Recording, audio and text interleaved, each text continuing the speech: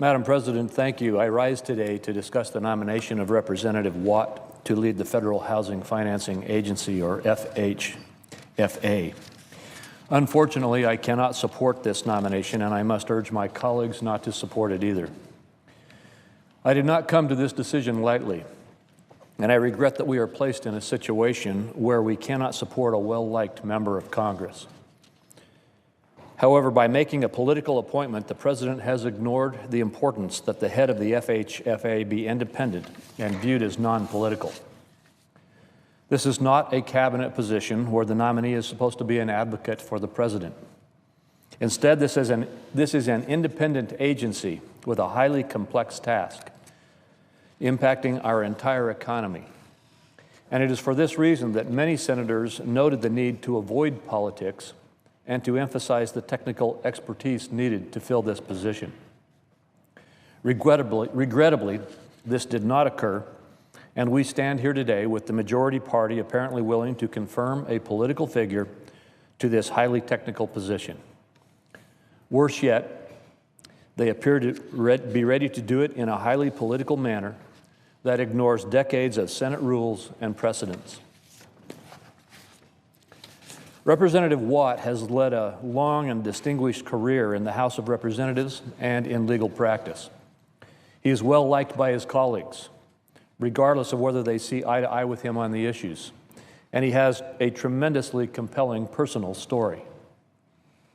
My opposition to this nomination has nothing to do with Representative Watt from a personal perspective. To the contrary, there are many positions in government to which Representative Watt could have been easily confirmed. In demonstration of that point, it's worth noting that most of the President's nominees to come through the Banking Committee have been confirmed with strong bipartisan votes, often with unanimous consent. In fact, 4 nominees who appeared at a nomination hearing with Representative Watt were all approved by voice vote. However, this position is distinctly unique within our government. Thus, our evaluation of any nominee requires additional scrutiny. The director of the FHFA is conservator of Fannie Mae and Freddie Mac, which have operated under federal control since they were taken over in 2008 because they didn't have enough capital to support expected losses. Since that conservatorship began, we've seen the bill to the American taxpayers rise to nearly $200 billion. The Housing and Economic Recovery Act, or HERA, established the FHA and the rules of the conservatorship. It specifically grants the FHFA the power to operate Fannie and Freddie, quote, with all the powers of the shareholders, the directors, and the officers, end quote, so long as they remain in conservatorship. FHFA's conservatorship of Fannie and Freddie triggered those broad powers, and the director of the FHFA now stands alone as the regulator, the top executive, and the shareholder of Fannie Mae and Freddie Mac and their combined $5 trillion of portfolio. Because of this immense power vested in the director of the FHFA, it's a position that requires an in-depth knowledge of and experience with numerous aspects of the housing markets and mortgage industries. The statute explicitly requires that, at minimum, any nominee have a demonstrated understanding of financial management or oversight and have a demonstrated understanding of capital markets, including the mortgage securities markets and housing finance. Additionally, to be successful, it is logical that any nominee should also have knowledge of and experience with investment portfolios, the operations of both public and private insurance and guarantees, and the management skills necessary to oversee the nearly 12,000 employees employed by both entities. Since this position has virtually unchecked power to control 2 multi-trillion-dollar companies, and because the companies control so much of our mortgage-backed securities market, the FHFA director's decisions will have tremendous impact on our housing market and collaterally on the global market. If we are to give anyone with this much power, we must know for certain that he has the experience to know how to make the right choices and, frankly, the political independence to make those choices, even if they are unpopular. One reason this is so important is the impact on the taxpayer. Even a few basis points of losses could mean billions in the context of multi-trillion-dollar companies. And that would be on top of the nearly $200 billion that the taxpayers have already shouldered. With those unique risks in mind, the FHFA has taken great strides during the conservatorship to shore up the business practices of Fannie Mae and Freddie Mac. Underwriting standards have been tightened, portfolio holdings have been reduced, guarantee fees have been increased, and risk is being gradually transferred from the taxpayer into the private sector. With these changes, Fannie's and Freddie's revenues have increased. Their risks have decreased, and for now, they have regained a certain amount of profitability. This current profitability creates its own set of challenges and questions. But one thing is certain: any return to policies of the past, whether with social goals in mind or merely by mistake due to lack of technical experience, could expose the taxpayer to immense risk. In addition to the risks associated with their current operations, the director will also have a substantial impact on the prospects of the success of these reforms. While Congress and the White House will determine how to reform and strengthen our housing finance system, we need to be able to rely on the director of the FHFA for advice and guidance as we proceed. For this to work effectively, the FHFA director will need to be seen as a technical expert who is not viewed as a political advocate for the president. The director of the FHFA must have the market experience to understand how any proposed changes would or would not work, how they would impact access to mortgages while protecting taxpayers from losses, and how it would affect our housing market and economy as a whole. One example: there's a lot of interest in developing markets in a manner to ensure that there is adequate private capital taking the first loss to protect the taxpayer, if there is to be some sort of government guarantee in the future. Some proposals call for the development of various private sector risk-sharing mechanisms, including senior subordinated deal structures, credit-linked structures, and regulated bond guarantors. Many are looking at what the FHFA has already begun working toward as a test for the viability of capital markets risk-sharing transactions. These risk transfer deals, known within Freddie as the Stacker deal and within Fannie as the NMI and C deals, are important examples of how private capital can partake in this market at a higher level.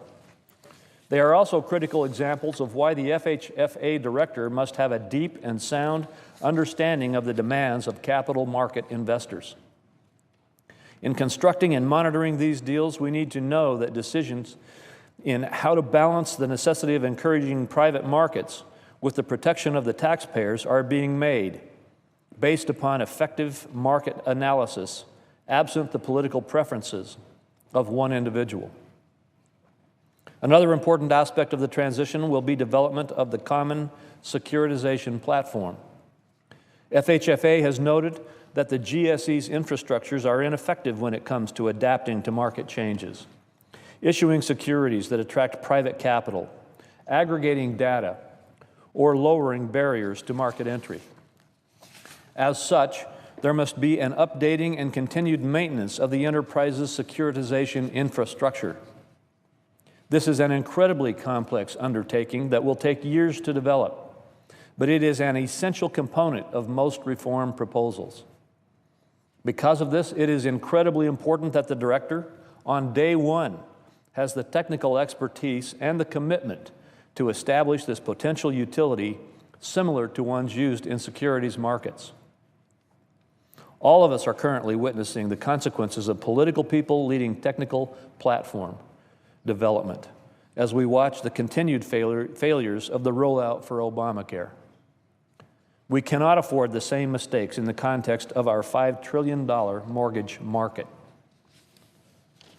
The management of Fannie's and Freddie's current assets is another essential component of the director's task.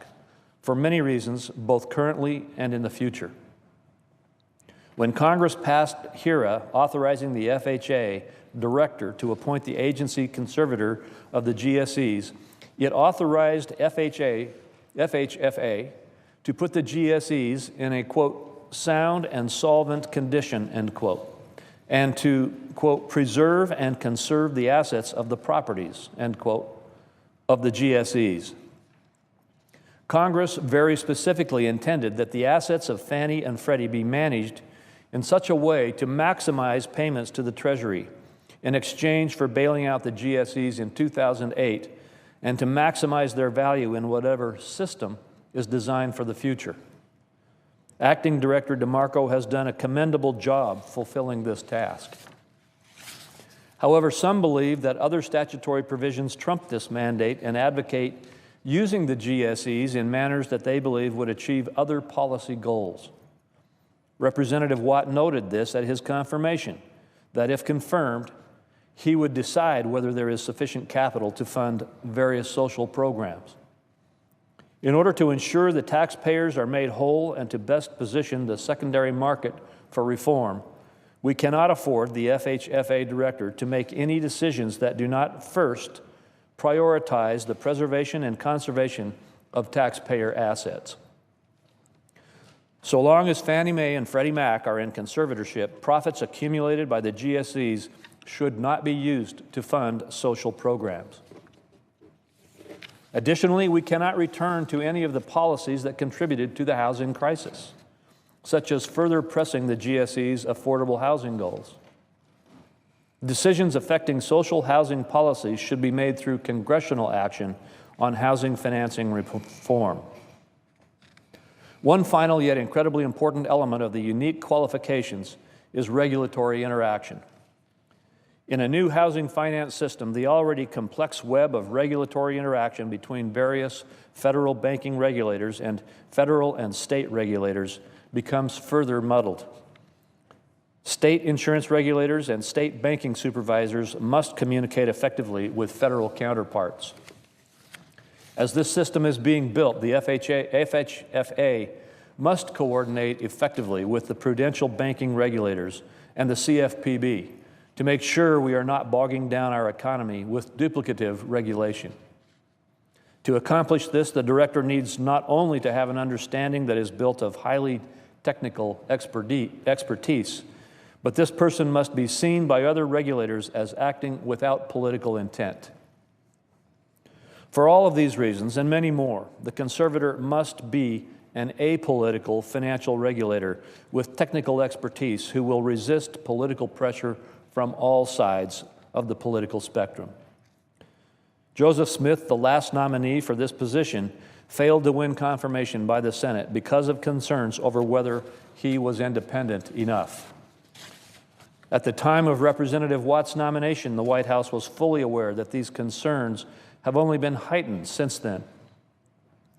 In the wake of repeated attempts by outside political groups and individuals to influence the decisions of the conservator, and in view of the countless complex decisions, of which I've only mentioned a few, numerous senators repeatedly called for a technocrat rather than a political figure. However, rather than acknowledging the unique aspects of this job, the White House chose to ignore calls to emphasize technical expertise and political independence in their search.